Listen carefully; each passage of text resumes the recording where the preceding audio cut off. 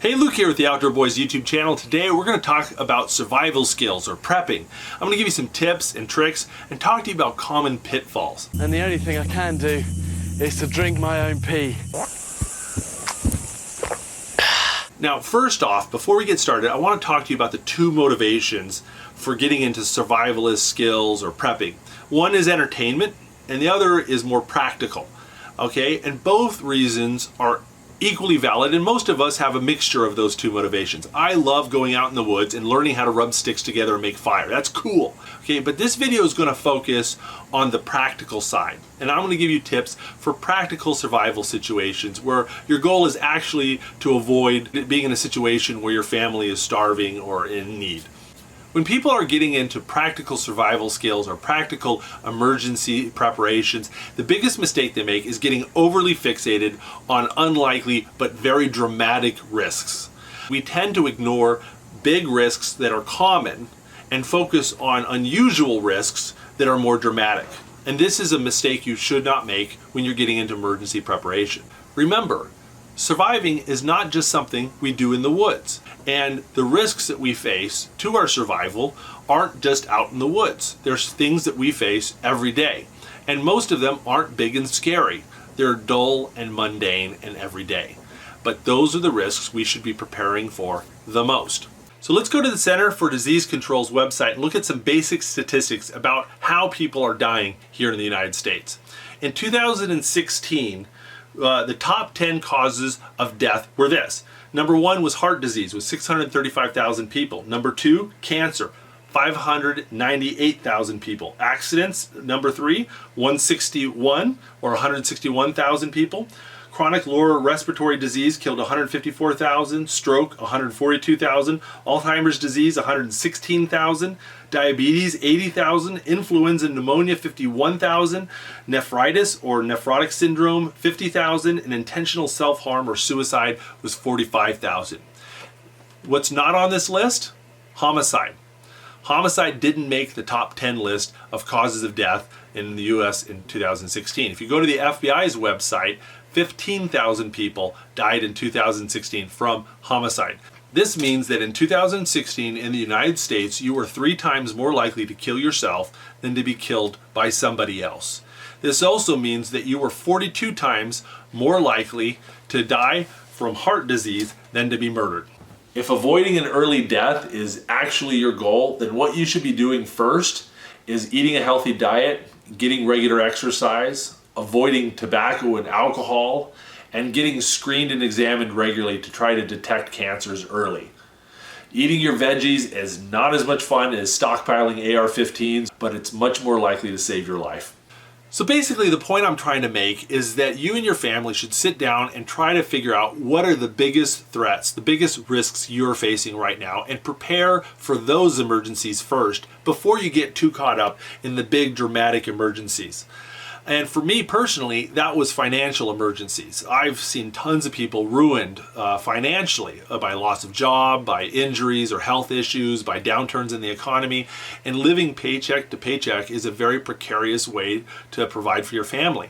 And so having at least a 6-month supply of money, where if I lost my job, we could live for 6 months, was priority number 1 when it came to preparing for emergencies in my family. And before you go off and spend money on food supplies and building bunkers and that sort of thing, you really should have your family on good, solid financial ground. Probably the second most important thing we prepared for was medical emergencies. So I bought this first responders kit, and I've been trying to learn how to use it and learn first aid and that sort of thing because frankly, I have 3 small boys and we're all into crazy stuff. If you watch our videos, you know that. And I have used this a lot. So having a good medical kit that's more than just Band-Aids and aspirin is an important thing. And it's not super expensive. I got this bag for $90 and I supplemented it with a few extra things. But for about $90 to $150, you can get a real bang up first responder bag that will take care of some serious medical emergencies. Let me show you what's inside. I bought this bag on Amazon.com, and I'll put a link in the description to where I got it. But let me show you what's inside. So the first thing you'll notice is we have very large bandages and medical dressings, surgical dressings, that sort of thing. I mean, this is big stuff, okay? And that's what you want, because this is to prepare for really serious emergencies, not just little boo-boos. One of the first things I bought to supplement this emergency kit was this burn dressing. This stuff is amazing. One of the first things you need to do if someone's seriously burned is you need to cool down that burn, slap this stuff on there, and then rush them to the hospital. And that will reduce the severity of the burn and the likelihood of scarring. So this is something I keep a lot of these around because, I mean, let's face it, someone in his family is getting burned before they turn 18. It's going to happen. Sorry this is such a mess. I use this thing so much, it's all torn apart. So another product that I added to my medical bag to make it a little bit better is Quick Clot. This stuff, if you throw it on an open wound, it reduces the bleeding dramatically. So if someone's cut themselves and they're really bleeding badly, you slap this on there and rush them to the hospital and apply pressure, and it could save their life. So with serious bleeding, this stuff is absolutely gold. Okay, I'm glad I'm doing this video because I just realized my big bottle of iodine's been taken out of here. We like I said, we use this a lot. So I have a lot of antiseptics like Bactane and hydrogen peroxide. This little spray bottle is like $1 at Walmart. I really need more medical tape. That's one thing I've noticed about these bags is you burn through medical tape way faster than you do bandages. In here I've got lots of medications and odds and ends. Another thing to include in your medical kit is any special medications that your family members might need. One of the biggest causes of non-violent deaths here in the US in emergencies is from people with special medical needs where they get cut off from their medications. They have an asthma attack and they don't have their rescue inhaler because they ran out. Or they can't get their insulin or their stroke medication or whatever it is. So make sure any chronic conditions you have a little bit of a supply of medication handy. During most disasters here in the United States, people end up getting evacuated out of their homes. So having a good portable 72-hour kit will help make the evacuation process more comfortable and safe. And we've got a hodgepodge of 72-hour kits that we've kind of just added one as our family has grown. We've got little ration bars for enough food for an adult for 72 hours. We've got water in here and some, lots of little odds and ends, medical supplies. There's even a few of these that have little kids' toys and stuff inside them. If you want to buy them, they range anywhere from $50 to $400, depending on what you want to get. Or you can go to Walmart and assemble yours for not that much money. If you want to supplement your 72-hour kits, you're going to need more water and more food. And you need something that's portable and that can be prepared with minimal tools or fuel. So to do that, I've got these water filtration systems. I've got this water bottle that has a filter inside. You put dirty water inside, drinks clean water. We've got the Life Straw product, which you can just put one end in dirty water and you suck through the straw and it cleans it.